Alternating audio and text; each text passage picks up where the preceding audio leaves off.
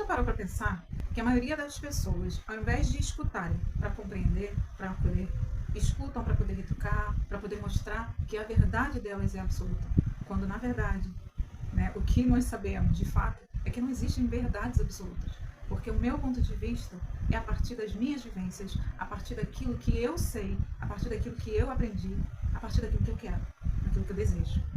E o ponto de vista do outro é a partir de tudo isso que eu falei, porém, sob o ponto de vista do outro, porém, de acordo com a vivência, com a vida e com a história do outro. Veja só que loucura. Como é que pode eu querer que a minha verdade seja absoluta, sendo que o outro não viveu a minha história? E nem eu vivi a história do outro. Aquilo que é bom para mim, aquilo que é agradável, aquilo que é leve para mim, pode ser super pesado, pode ser super negativo e pode ser super tóxico para o outro. Já pararam para pensar? Então, assim, todas as vezes em que você estiver em um diálogo e que você pensar, eu vou responder porque o outro precisa saber, o outro tem que saber que aquilo que eu estou falando é que é o correto. Ou então, o outro vai pensar. Ou então, o outro vai achar, né? Ou o outro vai propagar por aí aquilo que eu não quero, porque não tem a ver com o que eu estou sentindo, não tem a ver com a minha realidade.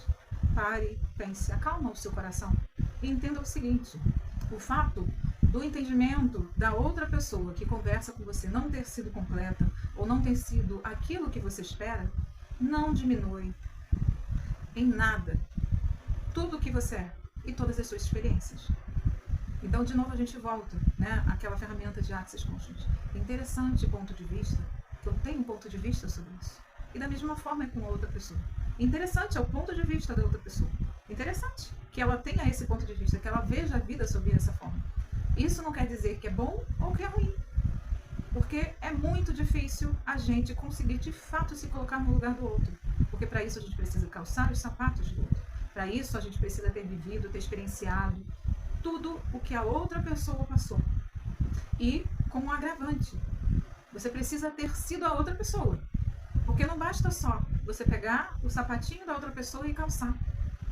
A forma como a outra pessoa, como as pessoas, né, recebem a informação, sentem e propagam e se expressam, tem a ver com um conjunto energético, emocional, espiritual e com toda a sua bagagem de vida, que não adianta. É somente do outro. Não tem como, né, a gente tentar substituir isso, porque a experiência é dele, não é nossa. E a nossa não tem como ser do outro. Então, o que é melhor nessa situação? Escute, mas escute mesmo para acolher, para compreender. E se você discordar, apenas deixe claro que esse ponto de vista é do outro, não é seu. Sem que você tente causar uma guerra por causa disso. E sem que você simplesmente decida que o outro não serve mais, não presta, ou é um ser humano desprezível por conta disso. É claro que existem situações extremas, né? Quando a gente está falando de questões humanitárias, de questões que todo ser humano, né, minimamente, com experiências difíceis ou não, considera como boas ou não tão boas assim. Mas lembre-se que para toda regra existe uma exceção, tá? Então, faça a sua parte.